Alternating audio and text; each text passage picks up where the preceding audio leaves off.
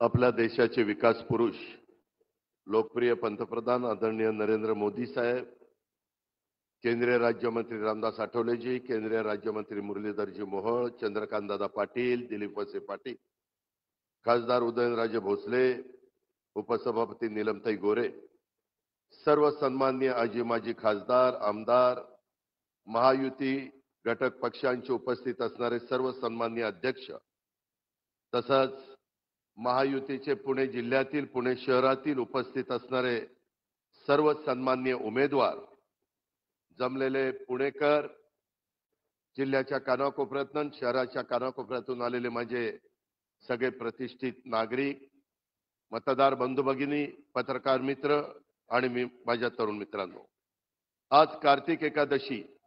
मी सुरुवातीलाच आपल्याला सगळ्यांना कार्तिक एकादशीच्या मनापासून शुभेच्छा देतो. पुण्याच्या ऐतिहासिक पावनभूमीमध्ये पुणे जिल्ह्याच्या आणि शहराच्या पिंपरी चिंचवडच्या महायुतीच्या उमेदवारांची जाहीर सभा आज मोदी साहेबांच्या उपस्थितीमध्ये या ठिकाणी होतीये. प्रचंड संख्येने पुणेकरांनी प्रतिसाद दिलाय, त्याबद्दल पुणेकरांना मी मनापासून धन्यवाद देतो, मनापासून आभार मानतो. नेहमीच पुणेकरांनी आदरणीय पंतप्रधान नरेंद्र मोदी साहेबांच्यावर मनापासून प्रेम केलं, मनापासून पाठिंबा दिला. देशाचे तिसऱ्यांदा पंतप्रधानपदी विराजमान झालेल्या आदरणीय नरेंद्र मोदी साहेबांच्या नेतृत्वाखाली संपूर्ण देशाचा भौतिक, आर्थिक आणि सामाजिक विकास होतोय. आम्ही महायुतीचे घटक पक्ष सुद्धा देशात सुरू असलेल्या विकासाची परंपरा महाराष्ट्रात देखील पुढे घेऊन जाण्यासाठी वचनबद्ध आहोत. आदरणीय मोदी साहेब हे विकासाचं विजन असलेले नेते आहेत. आदरणीय मोदी साहेबांच्या दूरच्या दृष्टीतून देशाचा विकास वेगाने होतोय. महायुतीचं सरकार देखील त्यांच्या मार्गदर्शनाखाली शिवशाहू फुले आंबेडकरांच्या महाराष्ट्राचा गतिमान विकास करेल. आपल्या सर्वांच्या पाठिंब्याने महाराष्ट्राच्या विकासाचा वेग कित्येक पटीनं वाढवला जाईल, अशा प्रकारची ग्वाही देखील मी आपल्याला सर्वांना त्यांच्या साक्षीने देतो. आज निवडणुका म्हटल्यानंतर आरोप प्रत्यारोप होतात, वेगवेगळे नेतेगण येतात, आपली आपली भूमिका मांडतात. परंतु गेले काही वर्ष एकनाथराव शिंदे मुख्यमंत्री यांच्या नेतृत्वाखाली देवेंद्रजी असतील, मी असतील किंवा आमचे मंत्रिमंडळातील सहकारी असतील, निव्वळ महाराष्ट्राचा सर्वांगीण विकास कसा होईल. मगाशी मुरलीधर मोहोळजींनी केंद्र सरकारच्या वतीनं तुमच्या माझ्या महाराष्ट्रामध्ये ज्या प्रचंड मोठ्या योजना चाललेल्या आहेत त्याचा उल्लेख केला. मला पुणेकरांना सांगायचंय आणि या सभेच्या माध्यमातून महाराष्ट्राला सांगायचंय, देशात तिसऱ्यांदा पंतप्रधानपदी विराजमान होण्याचा मान या देशातल्या 140 कोटी जनतेने मोदी साहेबांना दिलेला आहे. आज ते तिथं विराजमान झालेले आहेत. पहिल्याच कॅबिनेटमध्ये तुमच्या माझ्या महाराष्ट्रातलं एक महत्वाचं बंदर वाढवण बंदराला 75 पाऊण लाख कोटी रुपये देण्याचा निर्णय हा मोदी साहेबांच्या मंत्रिमंडळाने घेतला. खूप महत्वाचा निर्णय. जगातली 10 बंदरं आहेत, त्याच्यातलं एक ते बंदर होणार आहे. एवढी चांगली साईट तिथं आहे. 25 वर्ष कुणाला करता आलं नाही, ते त्या ठिकाणी मोदी साहेबांनी करून दाखवलंय. आपल्याला आपल्या राज्यामध्ये पुन्हा महायुतीचं सरकार आणायचंय. त्याकरता तुमचे आशीर्वाद इथं बसणाऱ्या सर्व आम्हा उमेदवारांना हवे. तुमचं पवित्र मत हे आम्हाला हवंय. आमची खूण आहे, काही ठिकाणी कमळ, काही ठिकाणी धनुष्यबाण आणि काही ठिकाणी घड्याळ. हे गुण आपण लक्षामध्ये ठेवा. आणि त्याच्यातून काम करत असताना आम्ही ज्या योजना दिल्या, ज्या योजना आज महाराष्ट्रामध्ये लोकप्रिय झाल्या, मग माझी लाडकी बहीण योजना असेल, 2,30,00,000 गोर गरीब महिलांना सर्व जाती धर्माच्या या योजनांचा लाभ देण्याचं काम आम्ही करतोय. आज त्यांना त्याचा लाभ मिळतोय. दिवाळी साजरी झाली, बाजारामध्ये चांगल्या प्रकारचा उठाव पाहायला मिळाला. माझ्या शेतकऱ्यांना 3, 5, 7.5 हॉर्सपॉवरची मोटार आपण तिथं वीज माफी केली.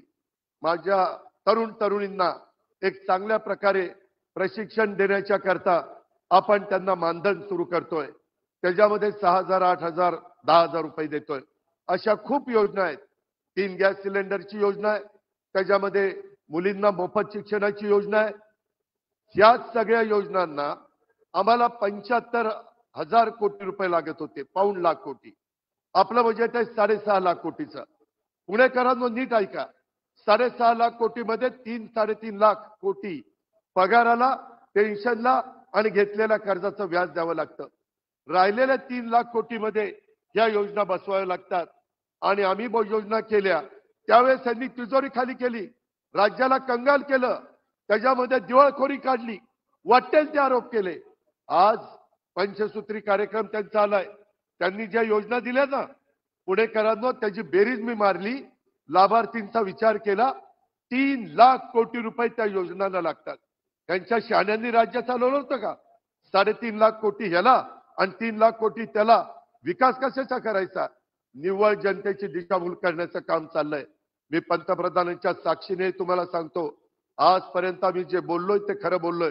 वचनपूर्तीचं राजकारण केलेलं आहे आणि त्याच्यामध्ये एकनाथराव, देवेंद्रजी, मी आणि माझे सहकारी कुठं कमी पडणार नाही हा शब्द देखील मी तुम्हाला देतो.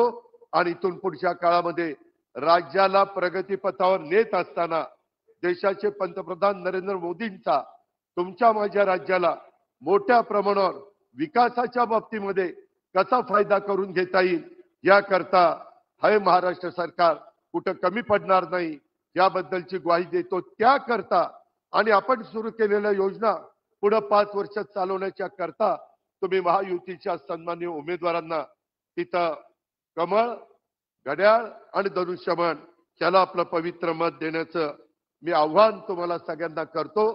केंद्राच्या विचाराचं जर राज्य सरकार आलं तर त्याच्यातनं तुमच्या माझ्या राज्याचा फायदा आहे. आपल्या सांध्यापासून बांध्यापर्यंत जनतेचा फायदा आहे. तो फायदा आपण मोठ्या प्रमाणावर घेण्याच्या करता ते तुमच्या हातात आहे, तुमच्या पवित्र मतामध्ये.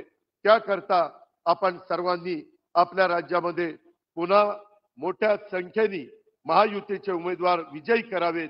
गेल्या वेळेस खूप मोठी ताकद आपल्या जिल्ह्यांनी, आपल्या शहरांनी या महायुतीला दिली. त्याच्यामध्ये आणखीन वाढ करण्याचा प्रयत्न करा.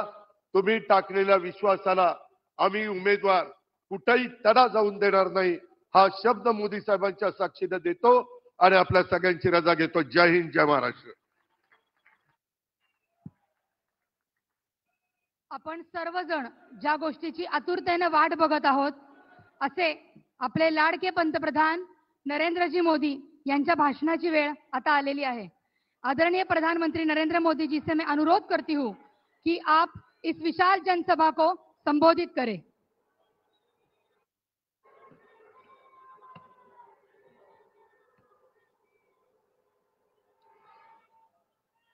भारत माता की, भारत माता की, भारत माता की. आमचे आराध्य दैवत छत्रपती शिवाजी महाराज, छत्रपती संभाजी महाराज यांना मी कोटी कोटी नमन करतो. अष्टविनायकाला मी नमन करतो. पुण्यातील लाडक्या बहिणी आणि लाडक्या भावांना माझा नमस्कार.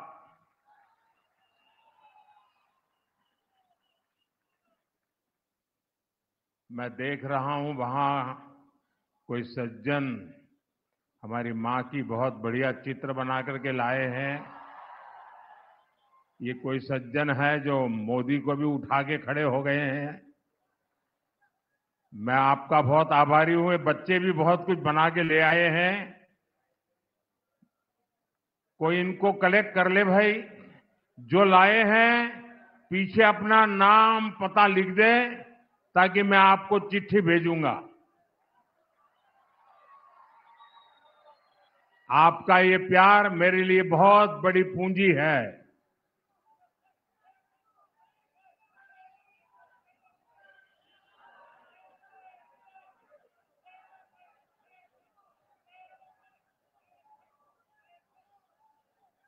ये जो बाकी लोग भी जो अपना बैनर लेके खड़े, पीछे वालों को दिखता नहीं है. आप तो सब समझदार हैं. हाँ, शाबाश। ये जो सज्जन लाए हैं जरा कोई कलेक्ट कर ले उनसे पीछे, ताकि पीछे लोग परेशान न हो। आप अपना आता पता लिख देना, मैं जरूर आपको चिट्ठी भेजूंगा। मैं आपका बहुत आभारी हूं आपके इस प्यार के लिए। साथियों, मैं पिछले कुछ दिनों से महाराष्ट्र के अलग अलग इलाकों में गया हूं और मैं विश्वास से कह सकता हूं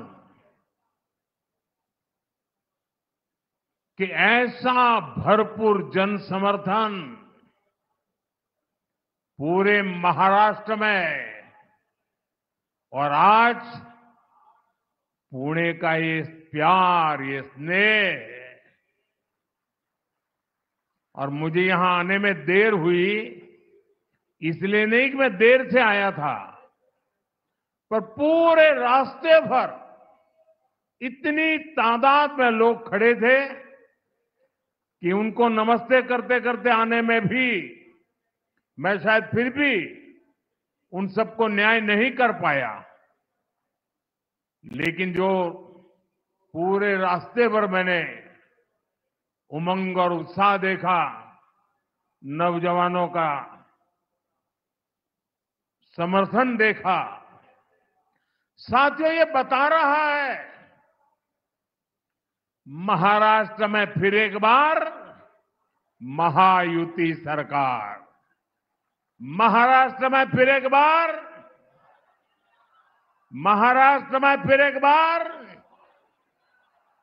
साथियों, पुणे और बीजेपी का रिश्ता विचार, संस्कार और आस्था का रिश्ता है। पुणे ने हमेशा बीजेपी के विचार और विजन का भरपूर समर्थन किया है। मैं इस विश्वास के लिए पुणे की जनता का हृदय से आभारी हूं। मैं आपको ये भरोसा दिलाने आया हूं, महायुति की नई सरकार पुणे और महाराष्ट्र के विकास के लिए और तेजी से काम करेगी। आने वाले 5 वर्ष पुणे के विकास की नई उड़ान के वर्ष होंगे। साथियों, पुणे के लोगों को सशक्त बनाने के लिए इन्वेस्टमेंट, इंफ्रास्ट्रक्चर और इंडस्ट्री तीनों की जरूरत है। हमने इसके हर पहलू पर काम किया है। पिछले 10 वर्षों में विदेशी निवेश में, फॉरेन डायरेक्ट इन्वेस्टमेंट में रिकॉर्ड बढ़ोतरी हुई है और पिछले 2.5 वर्षों में जो भी कंपनी निवेश के लिए भारत आ रही है, उसकी पसंद की लिस्ट में हमारा महाराष्ट्र सबसे ऊपर है। पुणे और इस क्षेत्र को इस निवेश का एक बहुत बड़ा हिस्सा मिल रहा है। ये निवेश जब हमारे इलेक्ट्रॉनिक्स और आईटी क्षेत्रों में आया तो यहां कंपनियों की संख्या बढ़ी, यहां मौजूदा कंपनियों का विस्तार भी हुआ। ये निवेश जब स्टार्टअप में हुआ तो पुणे के उद्यमशील युवाओं को इससे लाभ हुआ। युवाओं के लिए भी रोजगार के अनगिनत अवसर पैदा हुए। पुणे का ऑटोमोबाइल उद्योग तो पूरे देश में हमेशा से ही धाक जमाता रहा है। यहां हो रहे निवेश ने इस सेक्टर के लिए भी संभावनाओं के नए द्वार खोले हैं। साथियों, पुणे की कनेक्टिविटी को लेकर भी महायुति की सरकार बहुत गंभीरता से काम कर रही है। आपकी आकांक्षाएं मेरे लिए आपका आदेश है।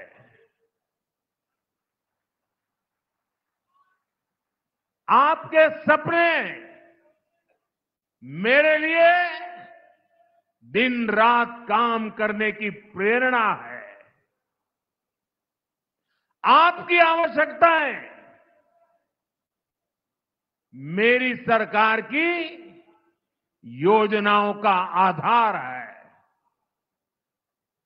आपका जीवन आसान हो, ये मेरी प्राथमिकता है। ये महायुति की प्राथमिकता है। इसलिए आज पुणे में मेट्रो रेल सेवा का लगातार विस्तार हो रहा है। डिस्ट्रिक्ट कोर्ट से स्वारगेट सेक्शन रूट पर मेट्रो चलनी शुरू हो गई है। स्वारगेट कात्रज सेक्शन रूट पर तेजी से काम हो रहा है। ट्रैफिक की गति बढ़ाकर नई संभावनाओं को नई उड़ान देना, ये हमारा संकल्प है। इसके लिए इंट्रासिटी और इंटरसिटी दोनों नेटवर्क पर काम हो रहा है। पुणे की ईस्ट और वेस्ट आउटर रिंग रोड पर भी 40,000 करोड़ रुपए से ज्यादा खर्च किए जा रहे हैं। खोपोली खंडाला मिसिंग लिंक के लिए 6,500 करोड़ रुपए से ज्यादा खर्च किए जाएंगे। पुणे आउटर रिंग रोड पर भी 10,500 करोड़ रुपए खर्च किए जा रहे हैं। हम पुणे को 21वीं सदी के वेल कनेक्टेड सिटी बनाने की ओर आगे बढ़ रहे हैं। साथियों, आज कार्तिक एकादशी है। पंढरपुर में यात्रा है तो पालकी मार्ग की चर्चा भी स्वाभाविक हो जाती है। जगतगुरु तुकाराम महाराज पालकी मार्ग और संत ज्ञानेश्वर महाराज पालकी मार्ग, इसका काम तेजी से आगे बढ़ रहा है। इन मार्गों को तैयार करने में 11,000 करोड़ रुपए खर्च किए जा रहे हैं। आमच्या वारकऱ्यासाठी ही आमची समर्पित सेवा है।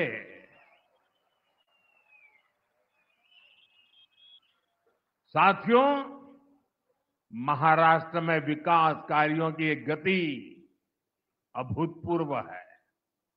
लेकिन आपको याद रखना है, महायुति से पहले महाराष्ट्र में जो लोग सरकार चला रहे थे, उनके पास आपको बताने के लिए एक काम नहीं है।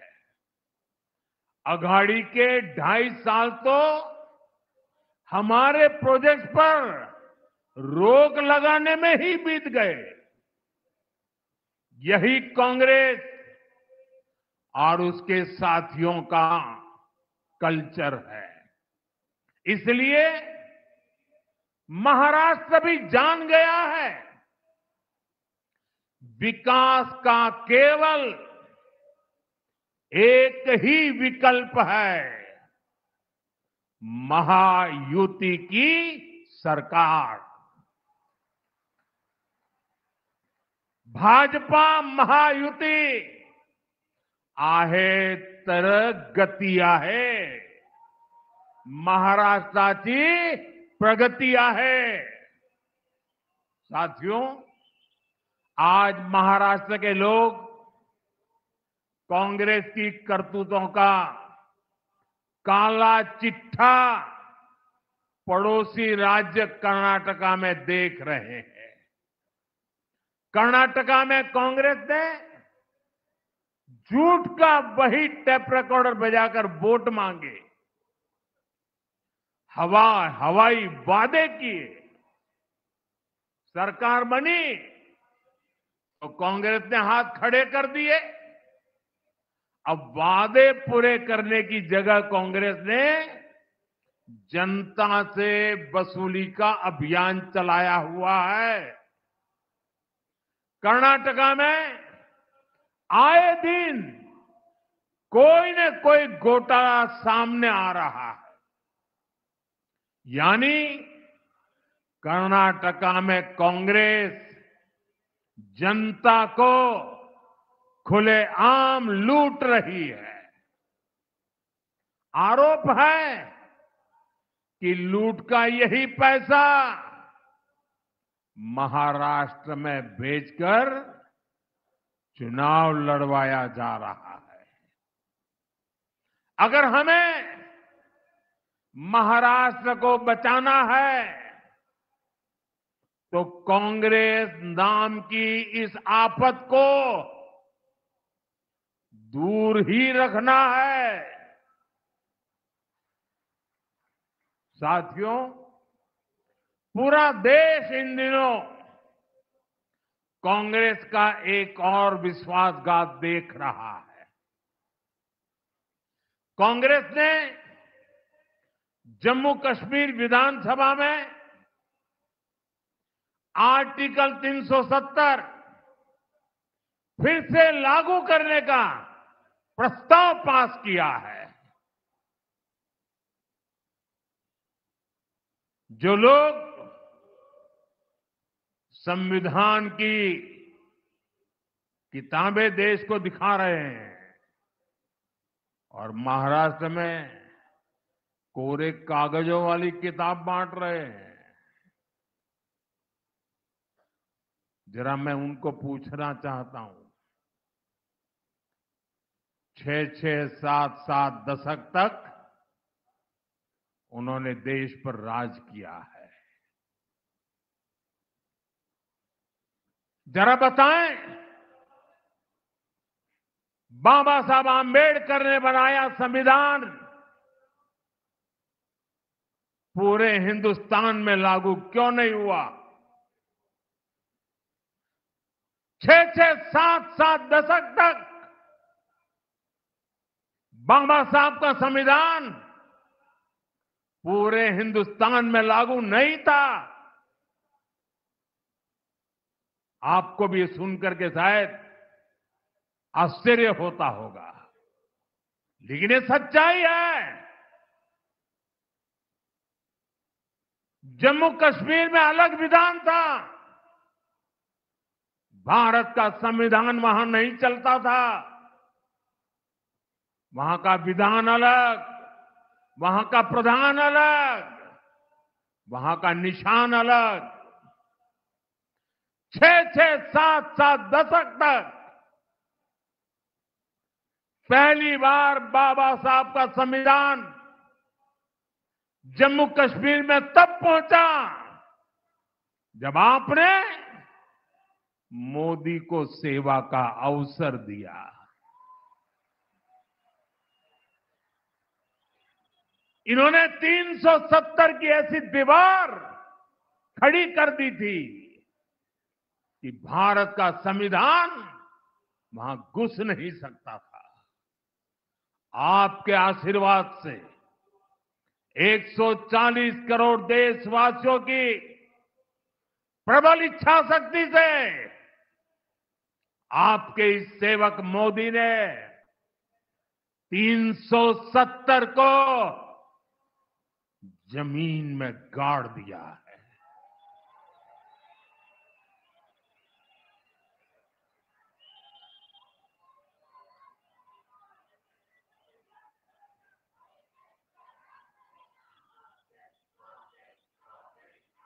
तीन सौ सत्तर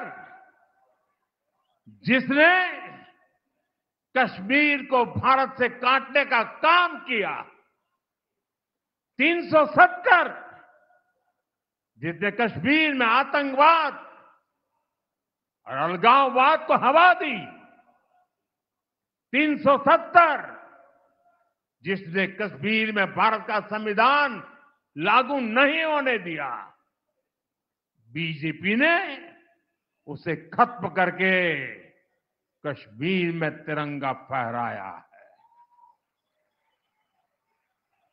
हमने कश्मीर में शांति बहाल की, अलगाववादियों के मंसूबों को नाकाम किया। जिस लाल चौक में कभी हिंदुस्तान के तिरंगों को जूते के नीचे रौंदा जाता था, आज शान से लाल चौक में तिरंगा झंडा फहरता है। इस बार दिवाली में लोगों ने देखा है कश्मीर के लाल चौक में दिए जगमगा रहे थे और लोग बड़ी शान से दीपावली का त्योहार मना रहे थे। लेकिन कांग्रेस और उसके सभी चट्टे बट्टे साथी फिर से जम्मू कश्मीर में 370 लागू करने के लिए विधानसभा में प्रस्ताव पास कर रही है। मैं पुणे के मेरे देशभक्त भाई बहन, मैं आपसे पूछता हूं और मैं आशा करता हूं कि आप पूरी ताकत से जवाब देंगे। कश्मीर में फिर से 370 लागू करना, ये किसकी मांग है? किसकी मांग है? ये किसकी बात है? साथियों,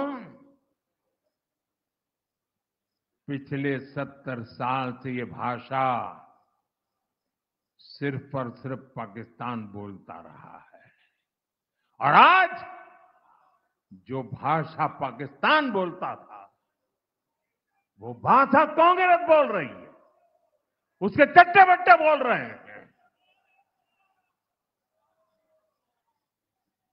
साथियों, शाम का समय है, पुणे की नगरी है। देशवासियों को 370 का हमारा जो निर्णय है, जिसको उलटने का कांग्रेस खेल खेल रही है, उनको दिया दिखाना जरूरी है।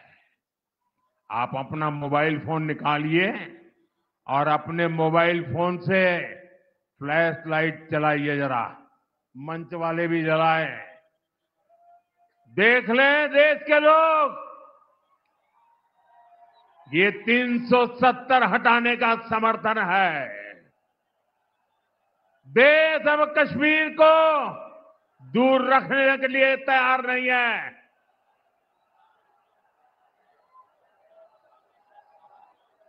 ये रोशनी दिखा रही है कि मेरे महाराष्ट्र के लोग, उनकी देशभक्ति को कोई चुनौती नहीं दे सकता है।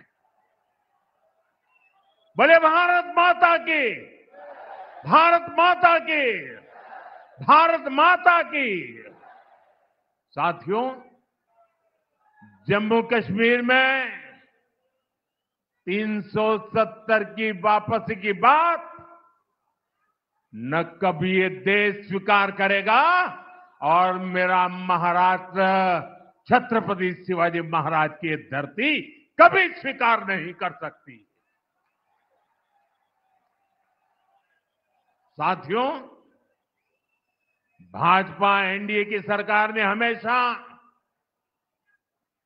मिडिल क्लास को प्राथमिकता दी है। मैं ये मानता हूं कि मिडिल क्लास देश की रीढ़ होता है। ये मिडिल क्लास ही है जो ये वेल्थ क्रिएट करता है, वेल्थ जनरेट करता है। अगर आज भारत दुनिया की तीसरी सबसे बड़ी अर्थव्यवस्था बनने जा रहा है तो इसमें सबसे बड़ा योगदान हमारे मध्यम वर्ग का ही है। मध्यम वर्ग प्रगति कर रहा है तभी देश प्रगति कर रहा है। इसलिए बीते 10 वर्षों में हमने मध्यम वर्ग को ध्यान में रखते हुए नई नीतियां बनाई, नए फैसले लिए। आज 7 लाख रुपए तक इनकम टैक्स जीरो कर दिया गया है, जीरो। सालाना 10-12 लाख रुपया तक पर टैक्स को बहुत कम किया गया है। इसका बहुत अधिक लाभ पुणे जैसे हमारे शहरों में काम करने वाले प्रोफेशनल्स को मिला है। हमारा यह भी प्रयास रहा है कि मिडिल क्लास को बीमारियों के इलाज पर कम से कम खर्च करना पड़े। पीएम जन औषधि केंद्र में 80% डिस्काउंट पर दवाओं से मिडिल क्लास के 30,000 करोड़ रुपए से ज्यादा की बचत हुई है। हार्ट के स्टेंट्स, नी इम्प्लांट्स, इनको सस्ता करना, इस फैसले से मेरे मिडिल क्लास के भाई बहनों को फायदा हुआ है। इससे लोगों के 85,000 करोड़ रुपए से ज्यादा बचत हुई है। और अब हमने आयुष्मान योजना के भी मिडिल क्लास के बुजुर्गों को भी कवर कर लिया है। इसका बहुत बड़ा फायदा पुणे जैसे शहरों में रहने वाले 70 वर्ष की आयु से ऊपर के सीनियर सिटीजन्स को होगा। यहां उपस्थित मैं आप सबसे कहना चाहता हूं, आपके परिवार में माता, पिता, दादा, दादी, नाना, नानी, चाचा, चाची जो भी 70 साल से ऊपर के हैं और अगर उनको बीमारी में कोई खर्च होता है, पहले वो जिम्मा आप पे सर पर था, अब वो जिम्मेवारी आपकी नहीं है, ये उनका बेटा मोदी संभालेगा।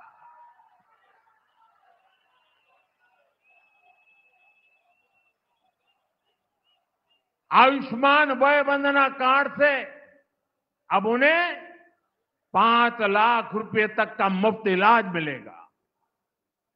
लोकसभा चुनाव के दौरान मैंने एक गारंटी आपको दी थी और अब मोदी ने अपनी गारंटी पूरी करके दिखाई है। साथियों, हमारी सरकार गरीबों को तो पक्के घर बनाकर दे रही है, मिडिल क्लास के घरों के लिए भी सब्सिडी दे रही है। हमने रेरा जैसा कानून बनाकर मिडिल क्लास के सपनों के घरों को सुरक्षित किया है। साथियों, मिडिल क्लास का एक प्रमुख खर्च बच्चों की एजुकेशन पर होता है। हाल में ही हमने पीएम विद्यालक्ष्मी योजना शुरू की है।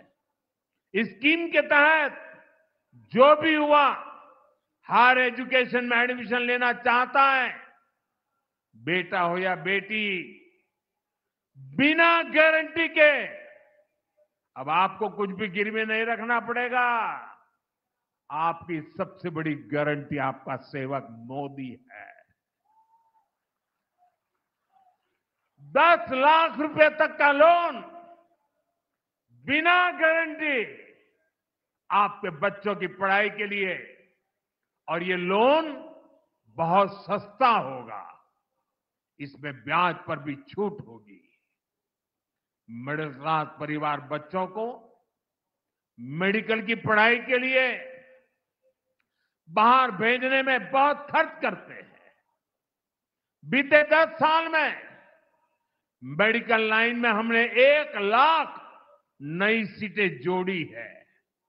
अब हमने तय किया है कि आने वाले 5 सालों में मेडिकल की 75,000 नई सीटें और जोड़ी जाएगी। इससे भी मिडिल क्लास के बच्चों का बहुत पैसा बचेगा, उन्हें पढ़ने के लिए बाहर नहीं जाना पड़ेगा। साथियों, पुणे, ये मेरा पुणे तो स्टार्टअप का हब है।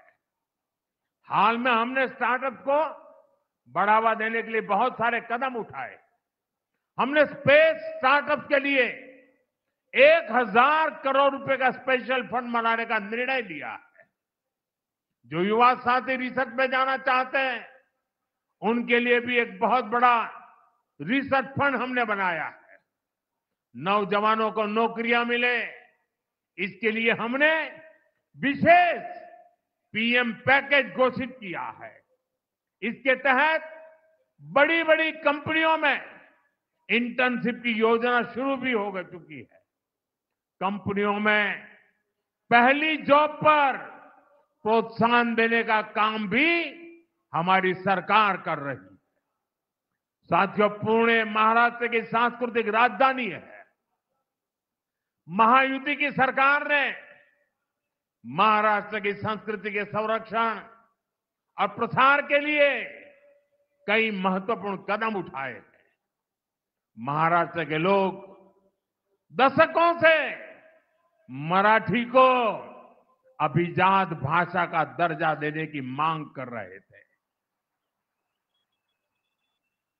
और मैं मानता हूं, अगर पूरे हिंदुस्तान में मराठी भाषा के अभिजात दर्जे से पुणे को जितनी खुशी हुई होगी ना, शायद किसी और को नहीं हुई होगी।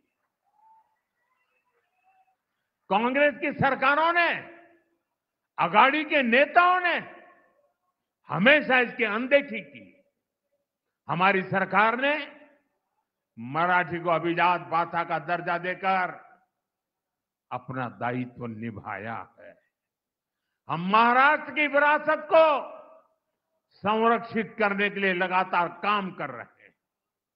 जहां क्रांति ज्योति सावित्रीबाई फुले ने लड़कियों के लिए पहला स्कूल खोला था, वहां सावित्रीबाई फुले स्मारक बनाया जा रहा है। तुलापुर में धर्मवीर छत्रपति संभाजी महाराज समाधि स्थल पर भव्य स्मारक बनाया जा रहा है। श्री संत संताजी जगनाड़े महाराज समाधि स्थल को नए सिरे से विकसित किया जा रहा है। आंबे गांव शिव सृष्टि के काम को भी आगे बढ़ाया जा रहा है। महायुति की सरकार ने आद्य क्रांति गुरु लहूजी वस्ताद साल्वे संग्रहालय बनाने का फैसला भी किया है। साथियों, ये काम बहुत पहले ही होने चाहिए थे, लेकिन विदेशी मानसिकता की गुलाम कांग्रेस ने महाराष्ट्र की संस्कृति से अपनी नफरत के कारण ये काम नहीं होने दिया। साथियों, कांग्रेस और उसके जैसे दलों ने हमेशा महाराष्ट्र का अपमान किया है।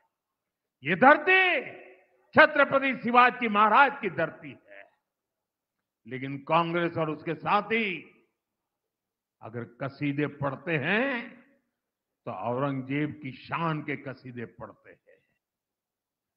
ये लोग वीर सावरकर को गाली देते हैं। बाला साहब ठाकरे जैसे ऐसे महाराष्ट्र के गौरव की सराहना करने में इनके मुंह पर ताला लग जाता है, और मैंने इनको चुनौती दी है। अघाड़ी वाले जरा मेरी चुनौती को स्वीकार करें। उनके युवराज के मुंह से वीर सावरकर की तारीफ में एक भाषण करवा दे जरा।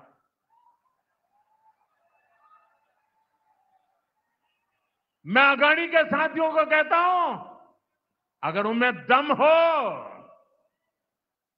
तो उनके युवराज के मुंह से बाड़ा साहब ठाकरे की जरा तारीफ करवा करके सुनाए महाराष्ट्र को।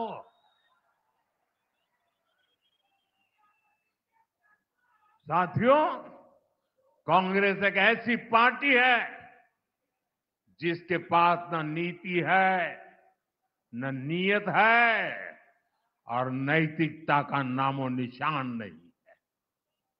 कांग्रेस को केवल और केवल सत्ता चाहिए। सत्ता के लिए कांग्रेस ने देश का विभाजन करवाया। कांग्रेस ने देश को मत, महजब, भाषा और इलाके के आधार पर बांटा। सत्ता के लिए इन्होंने तुष्टीकरण का खतरनाक खेल खेला और अब वही कांग्रेस सत्ता के लिए दलित, पिछड़ा और आदिवासी को तोड़ने और बांटने का खेल खेल रही है। कांग्रेस के लोग एससी, एसटी, ओबीसी को अलग अलग जातियों में बांटकर उनकी एकजुटता तोड़ना चाहते हैं। कांग्रेस एसटी की जातियों को आपस में लड़ाना चाहती है। कांग्रेस एससी की जातियों को आपस में लड़ाना चाहती है। कांग्रेस ओबीसी की जातियों को आपस में लड़ाना चाहती है। अलग अलग जातियों को आपस में लड़ाकर कांग्रेस पहले उन्हें कमजोर करेगी और बाद में उनका आरक्षण छीन लेगी। इसलिए आप सभी को बहुत सावधान रहना है। हमें याद रखना है, हम एक रहेंगे तो सेफ रहेंगे। हम एक रहेंगे तो हम एक रहेंगे तो हम एक रहेंगे तो साथियों, ये चुनाव महाराष्ट्र के साथ साथ पूरे देश को दिशा देने का चुनाव है। अभी हाल ही में हरियाणा ने विकसित भारत के सपने पर मुहर लगाई है। अब भारत विरोधी ताकतों को पूरी तरह से मिटाने की जिम्मेदारी मेरे महाराष्ट्र की है, मेरे पुणे की है। और इसलिए मेरा आग्रह है, 20 नवंबर को महायुति के सभी उम्मीदवारों के लिए भारी संख्या में मतदान करें। आपका एक एक वोट महाराष्ट्र के बेहतर भविष्य की गारंटी बनेगा। आप इतनी बड़ी तादाद में आए, हम सबको आशीर्वाद दिए। मैं आप सबका हृदय से बहुत बहुत आभार व्यक्त करता हूं। मेरे साथ दोनों हाथ ऊपर करके पूरी ताकत से बोलिए, भारत माता की। आवाज उन लोगों तक जानी चाहिए जिनकी डोरे 370 पर बैठे पड़े हैं। भारत माता की, भारत माता की, भारत माता की। बहुत बहुत धन्यवाद।